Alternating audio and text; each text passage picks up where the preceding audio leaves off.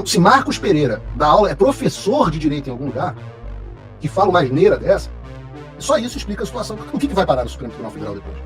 Mas há o que nós podemos fazer aqui para nós sermos um instrumento do senhor. Então eu disse que o primeiro passo é a responsabilização do Alexandre. Qual o segundo passo? Eu estou dizendo para vocês qual é o plano. O segundo passo necessita da anistia. E eu vejo a discussão, não, Paulo,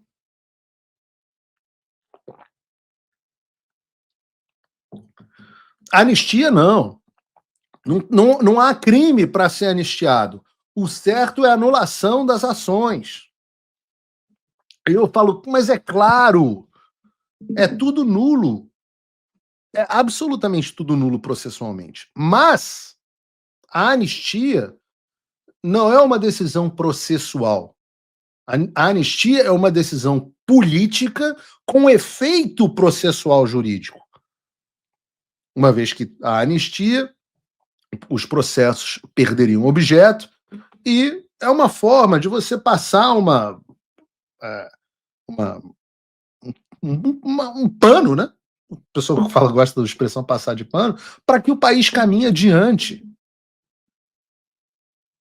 E acreditem, eu sei uma coisa ou outra sobre anistia, né? Afinal, eu cresci ouvindo isso. O meu avô fez a maior anistia da história do Brasil. Aliás, isso inclusive foi relembrado pelo presidente Bolsonaro nessa semana, quando ele compartilhou esse vídeo. Aliás, bota em tela cheia, Bruno, o vídeo. E nos reunimos para assinatura de mensagens do Executivo ao Legislativo. Chegamos até 31 de dezembro de 1978, data da revogação dos atos institucionais e complementares. Digo com a autoridade de quem viveu a juventude tantos anos de adulto, sob a esperança de ver o pai anistiado.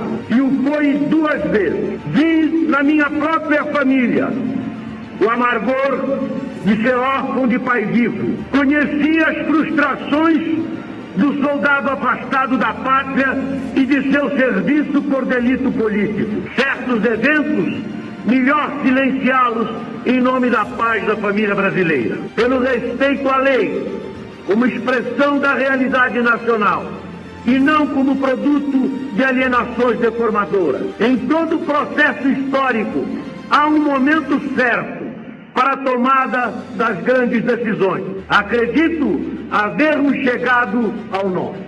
A anistia tem justamente este sentido, de conciliação para renovação. É lindo ver meu avô, que eu sempre vi dentro de casa falando sobre isso, falando e vendo o seu exemplo ecoando na história. E me desculpa, vou tentar não ser ofensivo aqui, aos tolos que acham que meu avô não deveria ter anistiado, não deveria ter anistiado a esquerda, não deveria ter anistiado ninguém. São as pessoas que não entendem o processo que trouxe 40 anos de paz ao Brasil. Mas depois disso o Brasil caiu na esquerda. E o Chile, do Pinochet? Não? A ideia de que você vai conseguir sufocar todos os seus inimigos e persegui-los até o fim é a ideia da esquerda. É a ideia da esquerda. Nós tivemos 40 anos para tomar os rumos do Brasil. Nós elegemos Sarney, não elegemos, né, mas ninguém elegeu o Sarney, para ser correto aqui, até fazer justiça à memória do meu avô. Sarney usurpou o poder, sendo vice de um presidente que nunca assumiu, que foi o Tancredo. Mas vamos lá, nós elegemos o Collor, depois nós elegemos, bom, o Tamar Franco nós não elegemos também, mas vamos lá. Nós elegemos o Fernando Henrique, depois nós elegemos Fernando Henrique de novo, depois nós elegemos Lula de novo, Dilma de novo, e a partir daí eu já não sei o quanto que a gente elegeu e o quanto que as urnas elegeram, confesso que não, com um congresso absolutamente asqueroso, enquanto nós ficávamos assistindo Rede Globo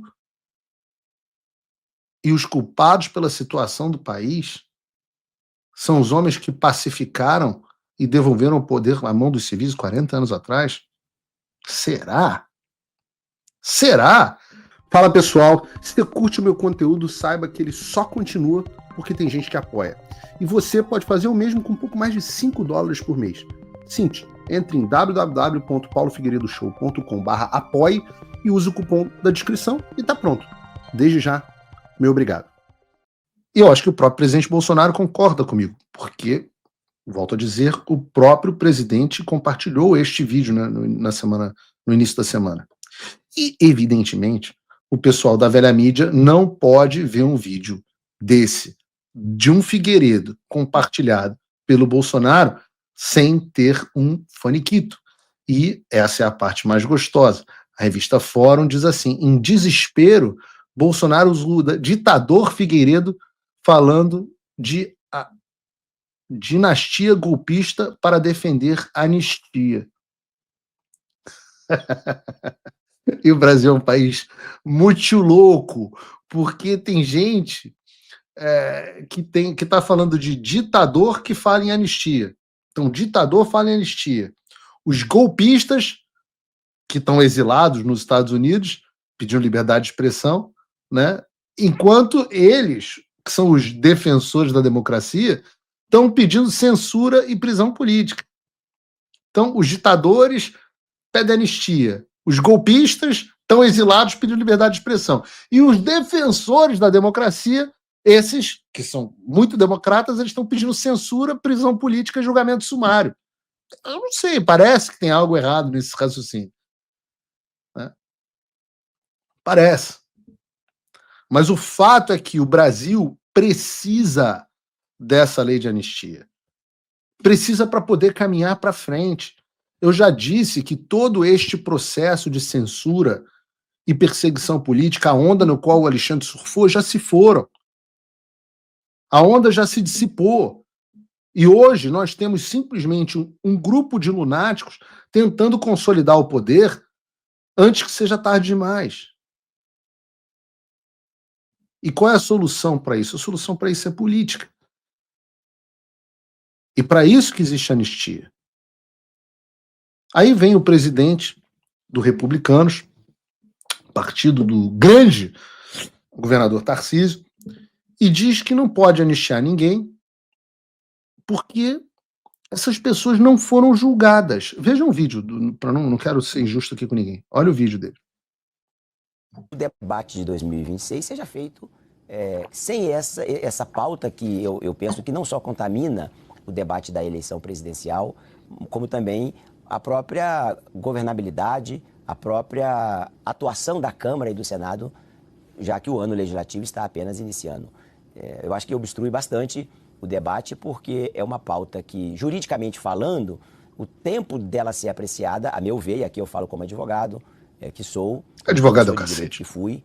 O tempo para ela ser apreciada não deveria, juridicamente falando, eu repito, não deveria ser agora, porque o processo não está finalizado ainda. Não tenho dúvidas que, se aprovada for essa proposta da anistia, e se ela vier a entrar em vigor, porque é um processo, vocês sabem bem, Câmara, depois vai ao Senado, depois vai à Presidência da República, seguramente, ninguém tem dúvida que o presidente Lula vetará, voltará ao Congresso para apreciação do veto. Superando todas essas etapas, eu também não tenho dúvida, pela minha experiência, que vai ser judicializado. E o Supremo provavelmente vai dizer que é inconstitucional por causa do tempo em que ela foi apreciada. Deputado, portanto, a meu ver, é uma pauta eminentemente política e, óbvio, que contamina o ambiente político. Deixa eu voltar ao ponto do Caio. A pauta está... O que vocês têm que entender é o seguinte: o fato, né, o país não está ferrado porque meu avô deu anistia. O país está ferrado porque Marcos Pereira deu aula de direito para alguém. Então, se Marcos Pereira dá aula, é professor de direito em algum lugar, e fala uma asneira dessa, só isso explica a situação. O que vai parar no Supremo Tribunal Federal depois? Como é que alguém fala uma dessa ao vivo em rede nacional? Marcos Pereira, você que é o professor, vou te dar uma aula grátis de direito. Olha, tom professoral, faço isso para que o senhor entenda um pouquinho esse tema. Uma pessoa, doutor Marcos, não precisa ter sido condenada para ser anistiada. Vejam o exemplo da lei sancionada pelo meu avô em 1979. Vou ler, professor de direito que não leu a da lei. O presidente da República, faço saber que o Congresso Nacional decreta e sanciona a seguinte lei. Artigo 1º. É concedida a anistia a todos quantos, no período compreendido entre 2 de setembro de 61 e 15 de agosto de 79, cometeram crimes políticos ou conexo com estes, crimes eleitorais, ao que tiveram seus direitos políticos suspensos e aos servidores da administração direta e indireta, de fundações vinculadas ao poder público, aos servidores do poder legislativo e judiciário, aos militares e aos dirigentes representantes sindicais punidos com fundamento em atos institucionais e complementares. Ou seja, a anistia aqui, doutor Marcos, foi dada a todas as pessoas que entre 2 de setembro de 61 e agosto de 79 cometeram crimes políticos ou conexos eleitorais. Também se aplica o que tiveram seus direitos políticos suspensos e algumas outras categorias. Disso decorre, portanto, que a condenação judicial não é pressuposto à anistia. Basta que uma pessoa tenha incorrido em conduta definido como crime. Então você não precisa ser condenado, digamos, por abolição do Estado de Direito, etc., para que seja anistiado. A anistia é aos atos e não ao processo. Ela tem efeito no processo, mas ela é aos atos. É óbvio que vale para as pessoas do 8 de janeiro. É óbvio que vale para jornalistas, é óbvio que vale para candidatos. E o Supremo, doutor Marcos, já validou isso diversas vezes. Absolutamente diversas vezes. O Trump voltou. Isso já deve ter tirado um peso das suas costas. Mas e o Brasil? O nosso país continua atolado e achar que só a vitória do Trump vai resolver tudo é ilusão. Nada vai mudar sozinho. E pode ter certeza de uma coisa: ficar xingando muito nas redes sociais não vai fazer diferença nenhuma. Você vai continuar esperando alguém fazer alguma coisa por você, um político, um salvador da pátria? Esquece. Se ninguém tomar uma atitude, nada acontece. Eu estou fazendo a minha parte. Eu parei a minha vida por isso. Mas, se você quer saber como pode ajudar sem precisar largar tudo, a resposta é simples: apoiando quem está na linha de frente. Sem esse apoio, sem essa linha de suprimento, esse trabalho morre. Sem estrutura, ninguém avança. Então acessa www.paulofigueiredoshow.com/apoie e com $5 por mês você pode fazer parte disso. Se puder mais, eu recomendo, seja um patrono Gold, participe ativamente no grupo que me ajuda a pautar esse debate. O que vai definir o futuro é quem faz e não quem reclama. A escolha é sua.